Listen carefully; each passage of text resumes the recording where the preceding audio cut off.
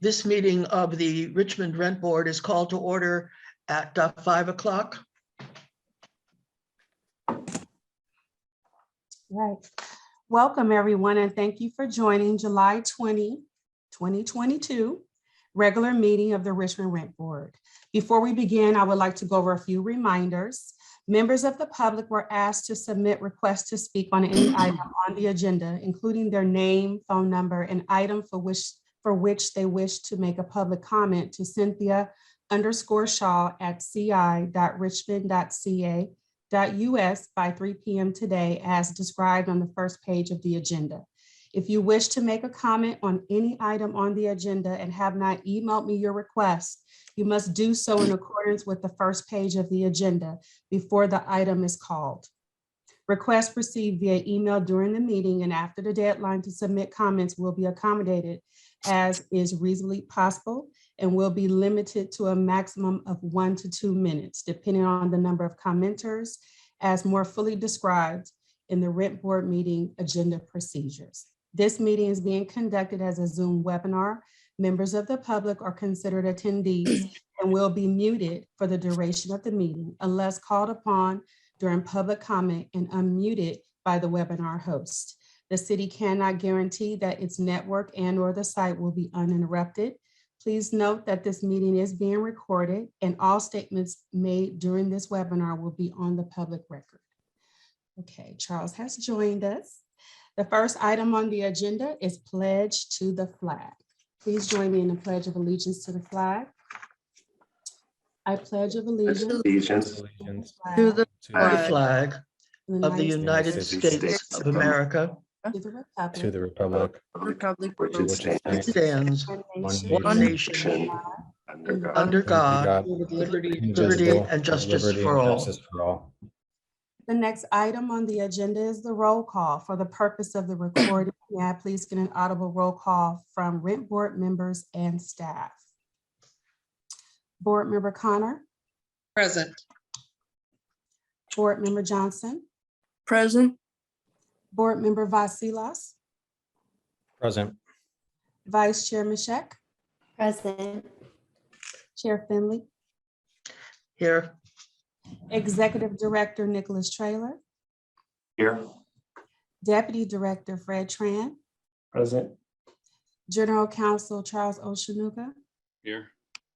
And for the record, Staff Attorney Palomar Sanchez is absent. The next item on the agenda is statement of conflict of interest. Are there any? Hearing none, the next item on the agenda is agenda review. Are there any changes to the agenda? any changes from staff? No changes to the agenda. Any changes from board members?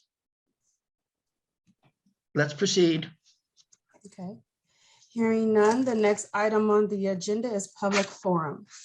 Tonight we have one speaker. The speaker shall be allowed up to 2 minutes to address the board. When your name is called, please wait until the webinar host lets you know that you have been unmuted. For the record, please state your name, and your residence is optional. Please terminate your address to the board when your time expires. We ask that you keep your comments respectful and appropriate. You will be muted when your time expires. The first speaker is Cordell Hindler. I'll share my screen for the timer.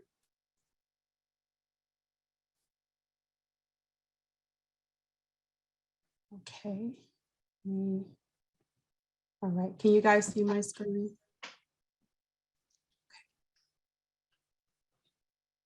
Yeah, we can see it. Cordell? Can you hear me, Cordell? Cordell? He has his hand raised. I know, I lowered it. I don't know why. Yes, Oh, there you go. Can you hear us? can you hear me? Yes, we can hear you. Go ahead. Yes. Yes, I can hear you. Can you hear me? Yes, So, go ahead. good evening, Chair Finley, board members. My name is Colin, and I'm a resident. So I approve F1 to F on the consent calendar, but F8, let me reiterate my comments. So have been means and they which have been very well attended. So the reason I'm bringing this up again is because cities have done hybrid meetings and it's been pretty successful. Half in the room, and the other half they can call in as well. So I'm asking that the rent board to consider doing a hybrid model because we want to be in the same room as other boards and commissions. That being said, here's the fun part. So I would like to invite the rent board to the Richmond Chamber of Commerce mixer on July 21st, which is tomorrow, at Laura's Fine Dining from 5 to 7 p.m. If you're a member of the Chamber of Commerce, it's only $10. So there will be some good food there too. So come to the mixer tomorrow evening, and that's it. Thank you. That was the last speaker.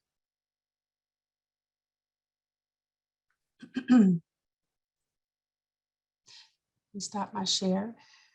The next item on the agenda is to approve the consent calendar.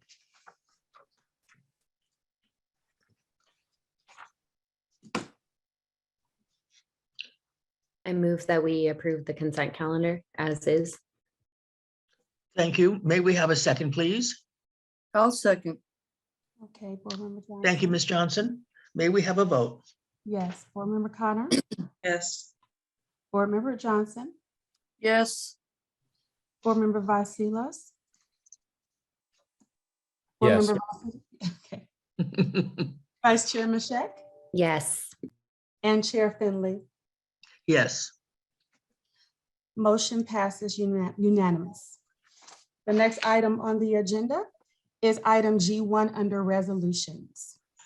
Item G1 is to discuss and adopt Emergency Regulation 22-07, which would permit a landlord who filed a maintenance of net operating income petition during the Richmond local emergency, but failed to pursue their petition to request the rent board order the hearing examiner to reconsider their previously filed petition. There is one speaker on this item. thank you. May we hear the staff report, please? Yes, thank you, Chair Finley and members of the Rent Board, Nicholas Traylor, Executive Director. Item G1 is a proposed emergency regulation. I'm going to discuss it now. We can go to the next slide, please. In March of 2020, the novel coronavirus led county officials to issue a stay-at-home order for non-essential employees. This order led many businesses to close and left Richmond residents homebound. To ensure that landlords and tenants were still able to engage their rights while minimizing potential health risks, the executive director required that the in-person housing counseling sessions temporarily be changed to virtual sessions only. Shortly thereafter, both the County of Contra Costa and the City of Richmond passed numerous eviction and rent moratoria, which, among other things, suspended a landlord's ability to raise rents. These rent increase moratoria expired at the end of the day on September 30th, 2021. Please, next slide.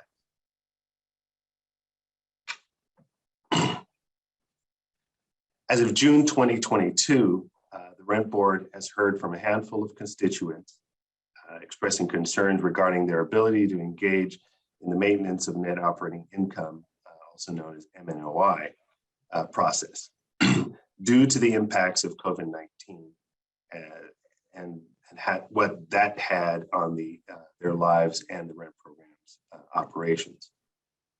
In recognition of these concerns, and in its June June 15th, 2022 meeting, the rent board directed staff to draft an emergency regulation that would apply only to those landlords who had filed their MNOI petition during the local emergency and later had their petition dismissed or withdrawn. Next slide, please. The proposed emergency regulation would do the following. First, it would allow the landlord to request the rent board order the hearing examiner reconsider the landlord's previously filed maintenance of net operating income petition. Second, it would limit reconsideration to the duration of the local emergency and to only those MNOI petitions that were previously filed during the local emergency but were either withdrawn or dismissed.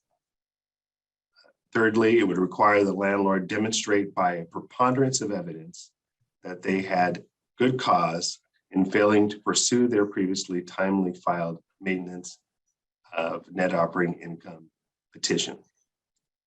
Number four, establish standards of good cause.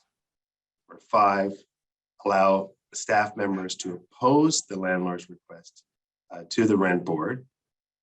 Number six, require the landlord notify all impacted tenants regarding their request to the rent board.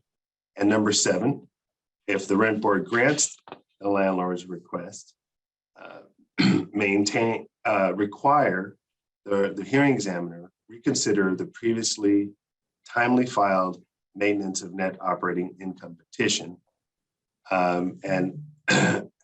Next slide, please.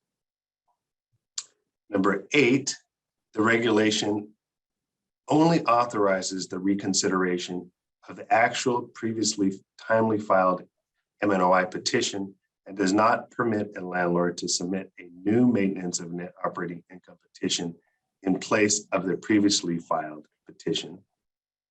Number nine, the regulation makes clear that it does not alter the application of Regulation 905 and requires the previously timely filed maintenance of net operating income petition be evaluated under Regulation 905.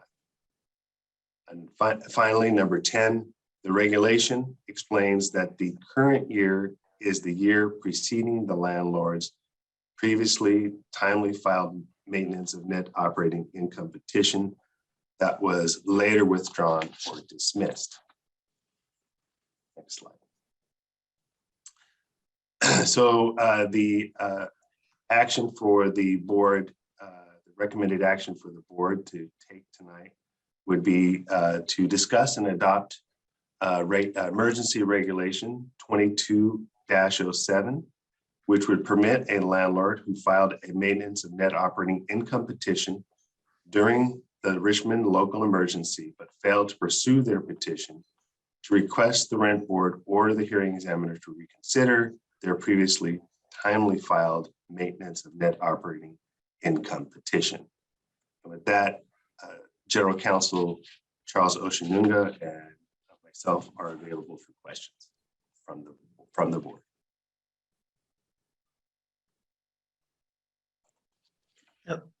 Mr. Oshinunga, did you wish to also participate in the presentation of the issue, or did you simply want to take questions from any board members? I'm just here for the questions. But before you begin, I just want to point out there is a typo. We can correct it on our own. We don't need a board motion for it. But just so you all know, it's in paragraph G under the header decision and order. It's about the third line down. It says, in either case, an order shall issue to all parties within 14 days after the rent has made its decision. It's supposed to be after the rent board. Just in case anyone caught that, that should be corrected. Okay, thank you. Now, let's open this to the board members. Any questions, any comments from board members?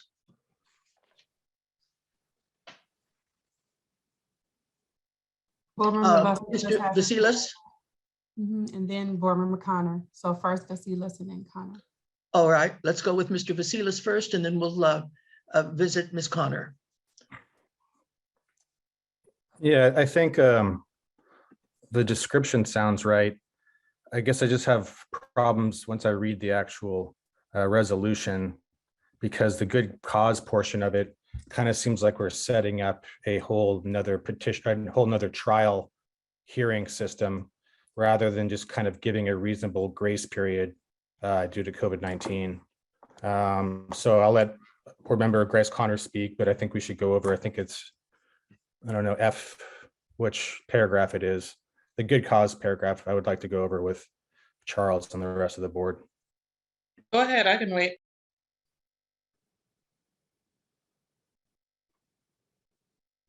Okay. Mr. Vasilis, did you hear Ms. Connor that she wished you to go continue with your comments? Yeah, I was hoping that we could go over the good cause portion of the resolution, because it looks like, I was saying, it looks like more like another hearing trial system rather than setting up a grace period. I mean, that's the idea that I had when we went into this, is just kind of giving people more time to file, not setting up another hearing on. I was trying to avoid a hearing on top of a hearing on top of appeal on top of a hearing. And it kind of looked, just from some of the language, that it was kind of heading that way. So I guess what I maybe misunderstood a little bit from the last meeting is that I thought we were going to focus more on due diligence, just the facts that, you know, the landlord tried the due diligence of trying to file timely and just couldn't make it work, and just extending that period to allow them to continue it versus having to go in front of the board and provide X, Y, and Z, you know, and make it really complicated. So I just kind of seem like it's kind of going off course. So this is General Counsel Oshanuga. So from the last meeting, the board made the motion. I believe it was board member Connor made the motion, and there was a friendly amendment. I think it was either Chair Finley or Vice Chair Mishak, cannot remember. It was Vice Chair. It was, excuse me? It was Vice Chair. Okay, sorry, it's Vice Chair Mishak, to add in a good cause component.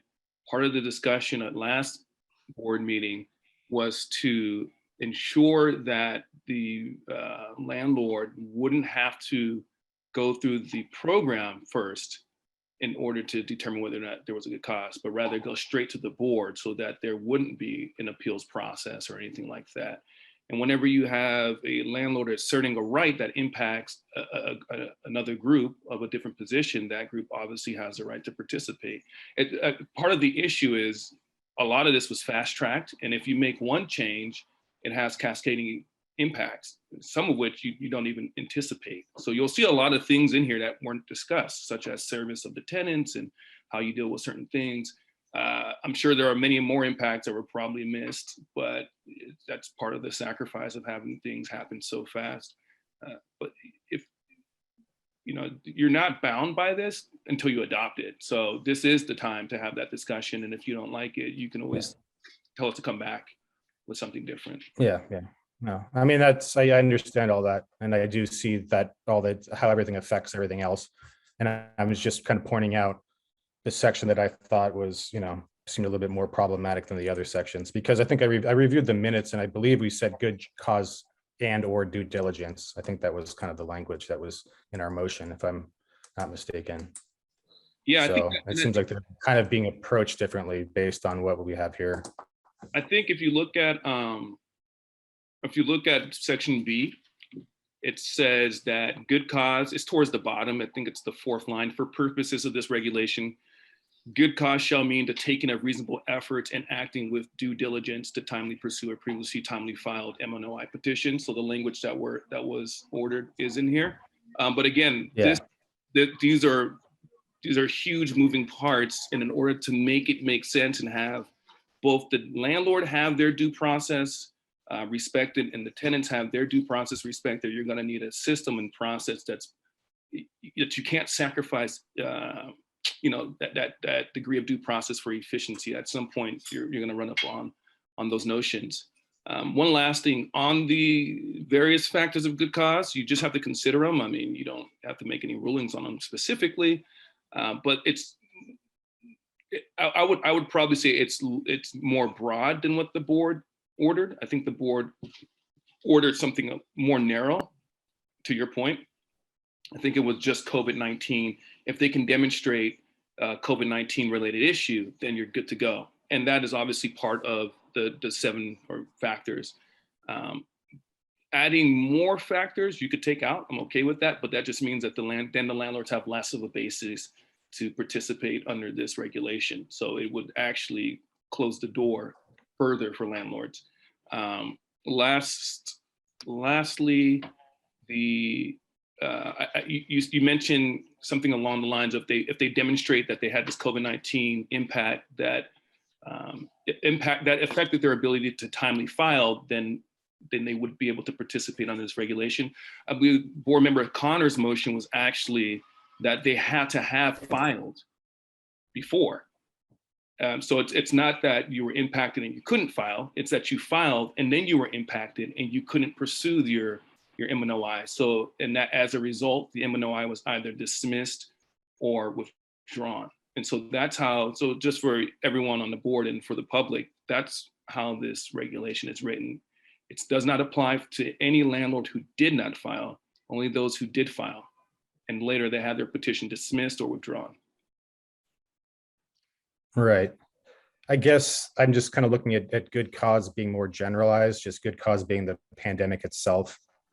Just the way in which we've treated, I guess not just us, but all other jurisdictions or governments have treated this situation. It's reasonable to have some changes that allow for more time just based on all the parameters around, what happened during COVID-19. I mean, it could be personal, it could be with the rent program itself, it could be, traveling or whatnot. So I was just looking at good cause as generalized. It's like, yeah, we had a global pandemic. That's a good cause for things not working as efficiently or quickly as I normally would. And we're just offering, if you did take the time to file, we're just giving you a little bit more time of grace period in which to get it done.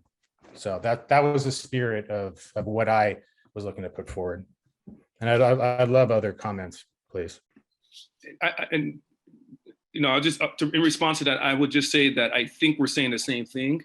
These are just factors, and these are listing, they're just factors. And none of these are dispositive, and they allow the landlord multiple bases to demonstrate good cause. If you put only one factor in, that means the landlord only has one chance. In fact, this regulation, as it's written, is way more liberal to landlords in terms of demonstrating good cause. Yeah. Gentlemen, are we ready to hear from Ms. Connor at this point, or do you want to continue on in your discussion? No, I'm good. More discussion from others. Ms. Connor, may we hear from you, please? Yes, thank you. I'm going to start with the good cause, although I wasn't planning on discussing it. I think that understanding the preponderance of the evidence standard, which basically my understanding of it is more likely than not. So the preponderance of the evidence standard is not super high, does require some showing, but I think that both items F1 and F7 probably address Mr. Vasilas's concerns around kind of just general circumstances that might have impacted an owner during this period. So I think we covered the concern that he's raising, but I definitely want to make sure that we're giving really in-depth thought to that concern. My second comment was, I think there's another typo, and it's a small one, but I can send you an email on that. I meant to do that beforehand, but got sidetracked. It's in 6A, and I just think it's supposed to be the next month's rent board meeting, '(S) maybe. But my two questions, I think, from Mr. Oshinuga are, one is related to this paragraph D that allows the staff to oppose the request if it's agendized. So I think that we're doing D and F together, that the landlord is going to present this request for reconsideration to us, and then staff has an ability to agendize an opposition at the same meeting. And it sounds like that we are going to arbitrate that at a meeting, and I'm just trying to understand practically how that's going to work. Sure, and just so you all have the background, again, like I mentioned earlier, there are some components here that weren't mentioned, but were part of the process as it was developing the regs. And hearing from staff and some rent board members as well, there was concern that that how the program was being painted in terms of their diligence and the information they were providing to landlords, that painting of that information was a mischaracterization. And so they wanted, at the very least, an opportunity at their discretion to involve themselves where appropriate. So you can take it out if you want. It's your regulation. But so that's just for some background, how it will work on a practical level. A landlord submits a form or submits a request on our form. We agendize that request on a non-consent calendar. They serve the tenants. If the tenants want to show up, they can. And the rent board essentially just at the meeting, the rent board discusses the landlord's requests with the landlord there. You don't have to give, the landlord has a right to public comment, obviously, but they do not have a right, nor do the tenants have a right to oral argument. You don't have to allow them to argue. You can just make your decision based on the documents submitted.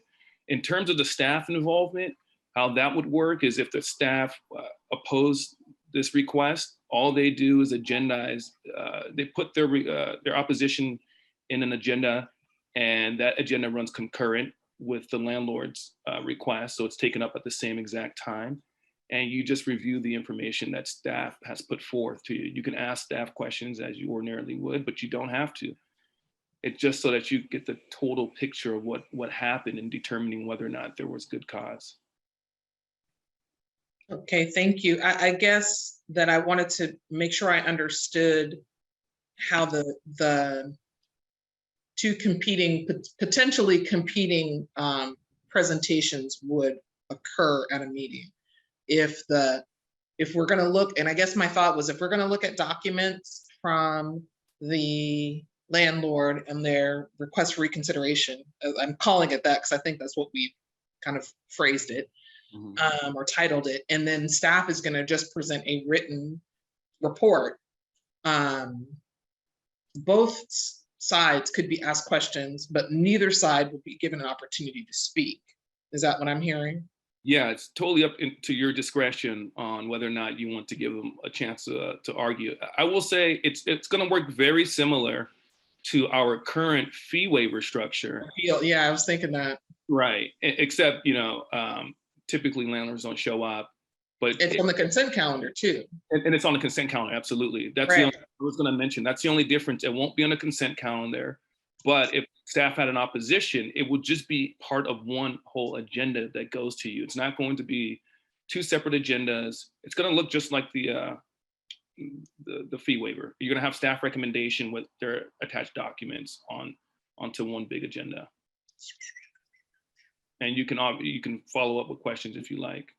Is the idea, let me back up. Thank you very much for putting this together. I know this couldn't have been easy given we had 2 meetings back to back and we were like, we got to get this done so that people can get these issues resolved. So thank you. No worries. But I'm wondering whether if no comment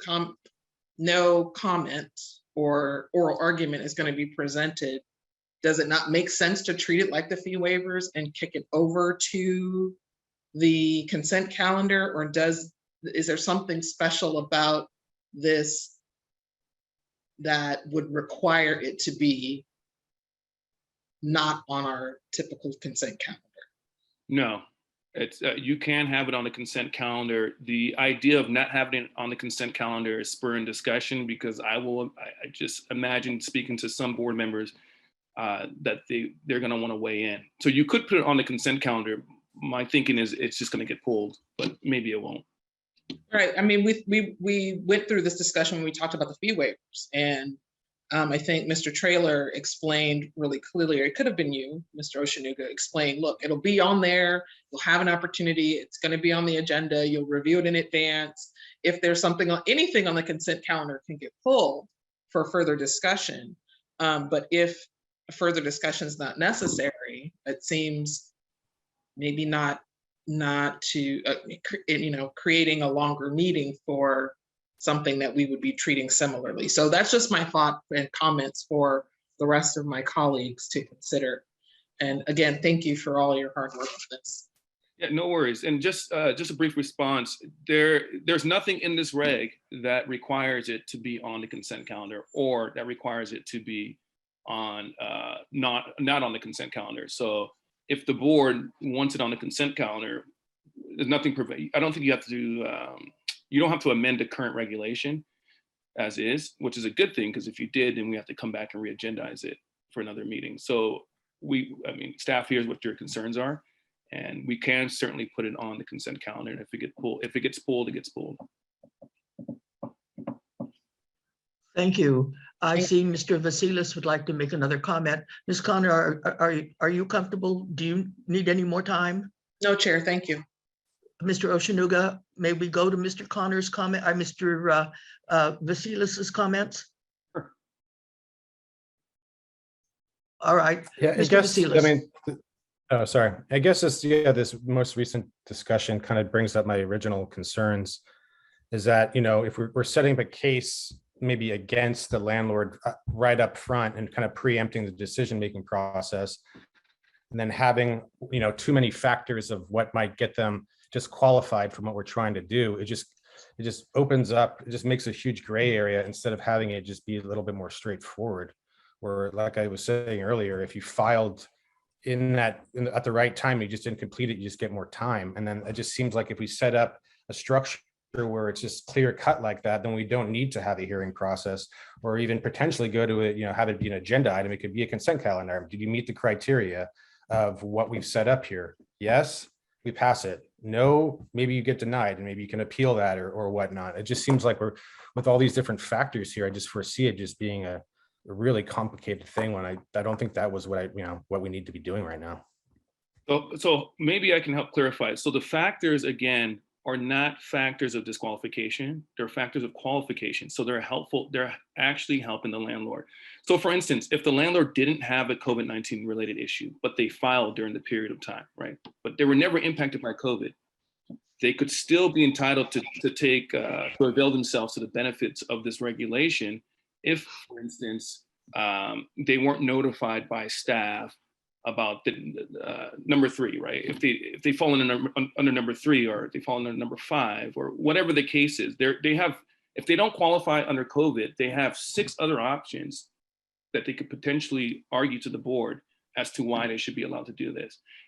But again, it's all your regulation. So if you don't want the factors in, you can certainly remove them and keep number 1, because number 1 is really what you're speaking on.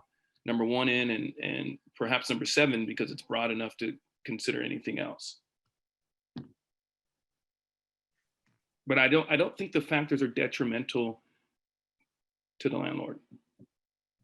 Could I interject and ask a question? If anyone knows, and this would probably be Ms. Shaw or Mr. Traylor, how many MNOI petitions were filed since March of 2020? Do we have like a general idea? Are we talking 5? Are we talking 105? I mean, we may be debating something that is going to impact a very small number of folks. So are you meaning that was filed and went through, or that was dismissed? Filed During 2020 for MNOI? I believe it was 4, but all 3 went through the process. It was just 1 that was dismissed, and that's this. Right, so we have 1 in 2020 that was dismissed, and then do you have a sense of how many were filed in 2021? I have to look that up, but we did receive some in 2021 that went through. Less than 10 filed? I mean, just trying to get a sense. It was less than 10. It's probably like maybe 2. I have to look up to give you the exact number, but it's probably like 2 in 2021. Yeah, I don't want to send you through those hoops. I guess I was just really trying to get a sense Yeah, about it's like what 2. we're talking about. It's like 2. It's like 2. And board member Connor, if I may just, this regulation isn't just looking backwards, it's looking during the entire period of the local emergency, which includes today and tomorrow, and all the way up until it's over. And so if you're a landlord, if you file 4 months from now and for whatever reason you weren't able to complete it and it was dismissed or withdrawn, you can avail yourself to this regulation if you can satisfy the good cause. So I agree there's probably not many that have been filed in the past, but I suspect there's going to be a lot more filed in the future, especially given the most recent developments of the potential amendments to the ordinance itself. Thank you for clarifying that. Yeah. All right. I see that Vice Chair Mishak has her hand up. Ms. Mishak? Yeah, thank you. So I guess I'm unsurprisingly sort of leaning the other way, where I'm wondering, well, I guess I'll start with this.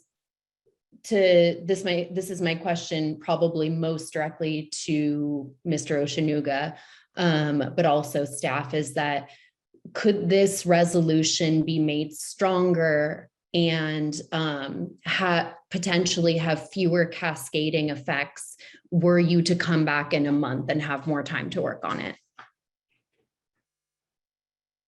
I think the more time I'm given to work on it, the more complicated it might become, because I will start figuring out where the holes are, and the process is going to become far more robust. And I get the sense from the board that was not the original intent, that they want it kind of streamlined and ministerial. So I don't think more time would be consistent with the board direction. Well, I guess my concern is, I'm hearing, in the presentation, I guess my concern is coming from that, because it was like cobbled together isn't fair, but like, because it had to move quickly to be put together and there are cascading effects, I understand that it could become more complicated, but I guess I'm thinking about the integrity of the ordinance and making sure that we have as few problems down the line as possible, especially given that it's unclear how long this pandemic will go on. Yeah, I have my concerns, and I can share them offline because they're legal concerns, but I think this, if you gave me another month without deviating too much from the board's last direction, it would look the same, right? So it's just probably as good as it gets in terms of aligning itself as much as possible with the board's decision last month. Would anyone else from the board like to speak on this item? In that case, Cynthia, would you be good enough to call? I believe we only have one speaker that wishes to speak on this item. Yes, we have one speaker, is Mr. Jimmy Smith. All right, if you would call Mr. Smith, please. We'll hear from him next. And then we will come back to the board members and staff after we've heard from the speaker from the audience. Mr. Smith. Okay, let me get him on. Fred, can I please share my screen to get the timer, please? Thank you. All right, let me, Mr. Smith. Mr. Smith, can you hear me? Mr. Smith, can you hear me? Mr. Smith, hello?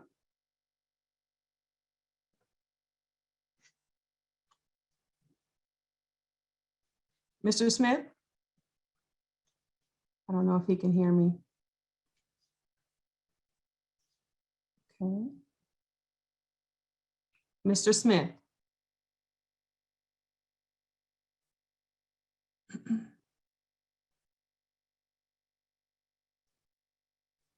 Mr. Smith?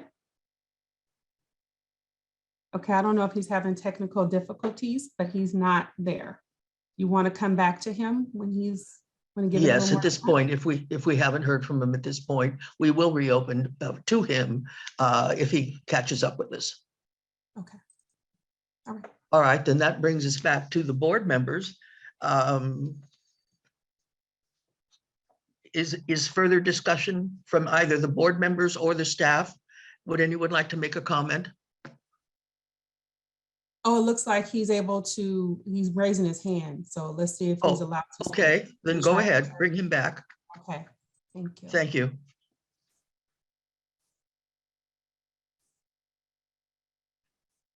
Mr. Smith, can you hear me? Mr. Smith, can you hear me? Hello? I don't know. He has his hand raised, but I'm trying to, Mr. Smith, we cannot hear you. So I know you have your hand raised. If you're able, I just unmuted you. If you're able to talk.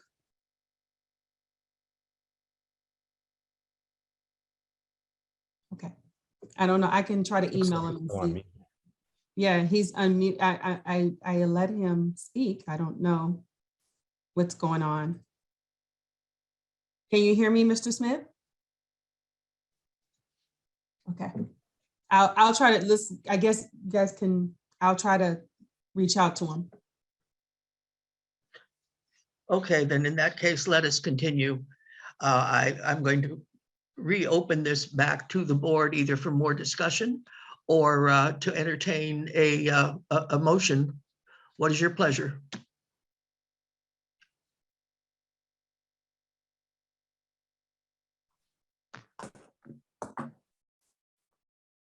I think we may want to wait a moment to see if we can get public comment from another minute or two from Mr. Smith before we take a vote. I don't know if anyone's ready to make a motion, but All right, that's I just fine want to with be sure we me. hear from the public before we take the next step. Okay, Well, I'm actually communicating with him. Just 1 second. Okay, continue.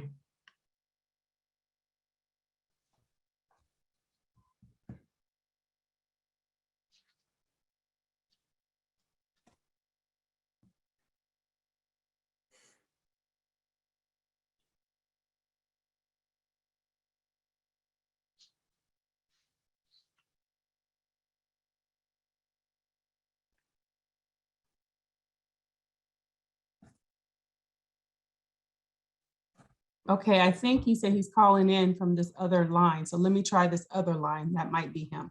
Okay. All right.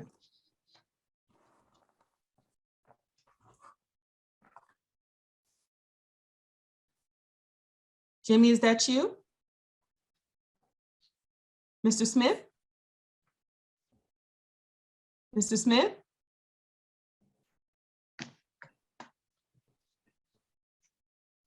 Mr. Smith? Mr. Smith? It's not allowed. I guess he's not. Still looks like it's muted on. He's Yeah, still I muted. mean, I allowed him to talk. Not sure. I allowed him to talk. Hey, Cindy, what if you elevated him to a panelist? Yeah, I'm getting ready to do that. That's what I was gonna do and see if that'll help. Okay. Mr. Jimmy, can you hear me? Promote to panelist.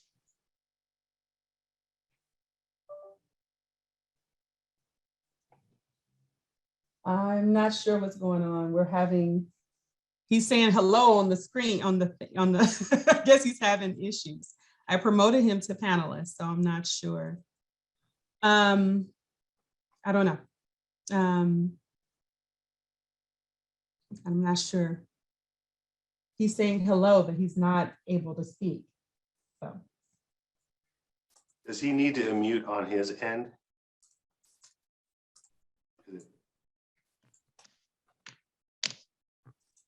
No, I just sent him an email. Can you hear me He's now? saying, oh, we hear you. You're somewhere. Okay. Yes. Can you hear us? Mr. Smith? He was there. It looks like there's a phone. Let me try to unmute it again. Yeah, I tried to unmute it and he didn't hear me. See if you can do it.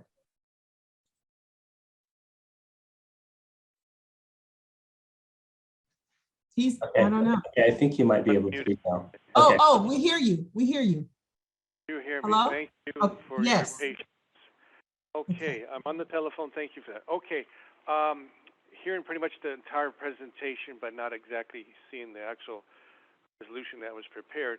If there's, for the most part, anything as you were mentioning, due to COVID, the whole country has been shut down and delayed. So any more flexibility that could be allowed for us, the property owners, to submit our package that was submitted timely but had issues due to your office being closed for in-person visitation to go through issues with the package, and among many other things that have been affecting property owners in the city of Richmond throughout, where things weren't addressed in a timely manner.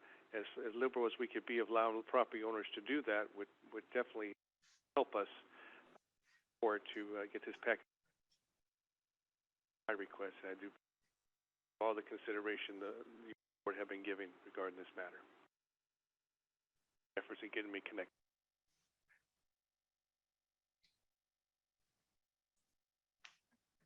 Are you done, Mr. Smith? Yes.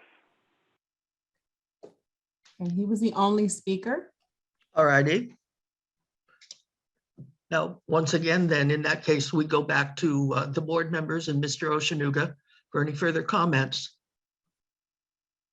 Mr. Vasilis. I just have a quick question, I guess, for Charles. What's the major downside from not just extending a time period, a grace period?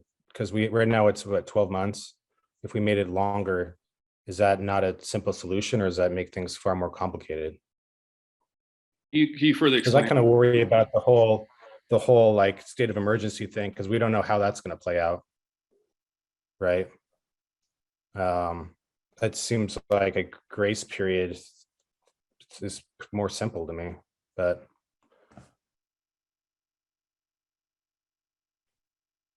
So instead of tying it to a local emergency, tying it to a date. well, So- having a local emergency, but having it more like if you did this within the local emergency you filed, instead of having the 1 year, you have 2 years, or or I don't know, something that's just a little bit more straightforward to file. Well, I mean, you can probably contact me offline, but I have a lot of concerns, just generally in terms of looking back with an MNOI. I think I touched upon them somewhat at the last meeting. The MNOI really considers the integrity of the financial integrity of the business as a whole in the year prior, in the most recent year, which is going to be the year prior. And looking back, as you're suggesting, may be problematic. And that's as far as I can get into the details of it. But it's your regs. You can tie it to something else if you like. Your prior instruction was to tie it to the local emergency. Right. No, I understand. I will, I'm just with you. We're trying to act quickly and just to come up with a way to make it as least complicated as possible for everyone involved, obviously, right? Right, but So, I mean, I'm willing to go with it and see how it works almost, and see if what we have on paper here is problematic, because we have so few petitions out there. It's not like we're going to have 100 that we got to deal with. So right, I don't know. Right, I hear you, and so part of my job as the attorney is to make sure that everything we do is tied to a fact. And if you pick a date, 12 months, 6 months, 3 months, 24 months, it has to be tied to something. It can't just be arbitrary in terms of, we think this is just a good amount of time. The local emergency, although it's not a date you can hold, not a tangible date, it is, in my opinion, it is rational to choose a local emergency because your emergency regulation is based on individuals being impacted by COVID during the local emergency. And I think that's a timeline you can justify. I also added 60 days, the regulation in 60 days after the emergency. Typically, you'll see that in urgency ordinances. It's kind of how the cities and states do it to allow for an adjustment period.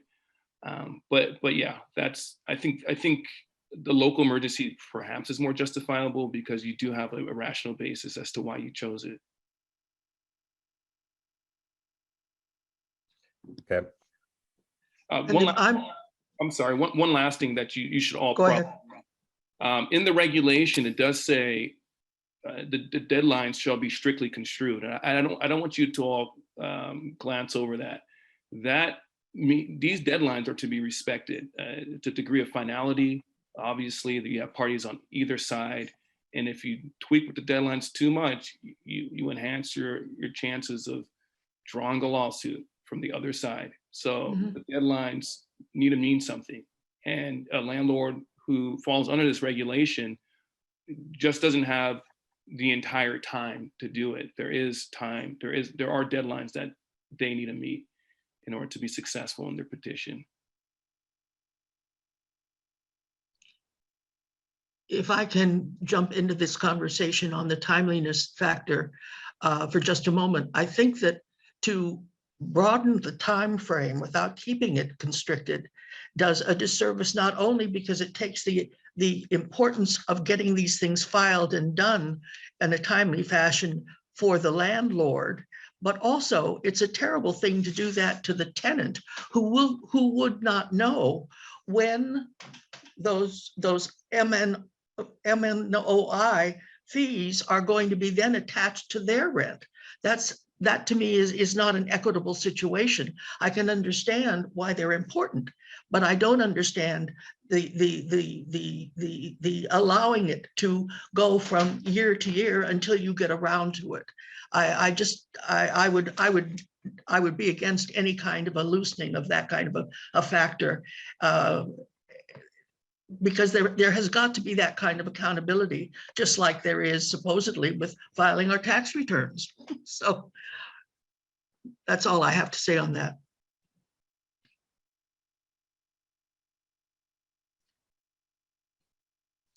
Now, would anyone like to make a motion? Are there any more comments? Mr. Traylor, do you want to come in on this one? I don't have any specific comments. I think it's a well thought out, well written resolution and regulation. And I also think that it internally, it's something that won't lead to any inefficiencies among staff. So I think it's administratively going to be efficient to implement.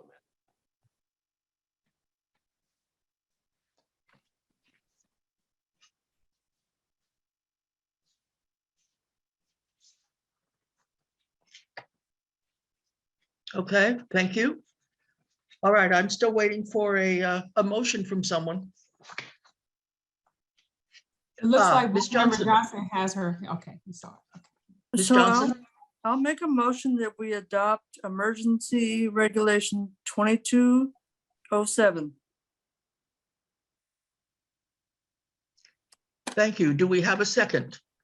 Second, Was that Ms. Connor? Yes. yes, it was. Thank you, thank you. You're not on my screen, my apologies. We have a motion and a second. May we have a vote, please?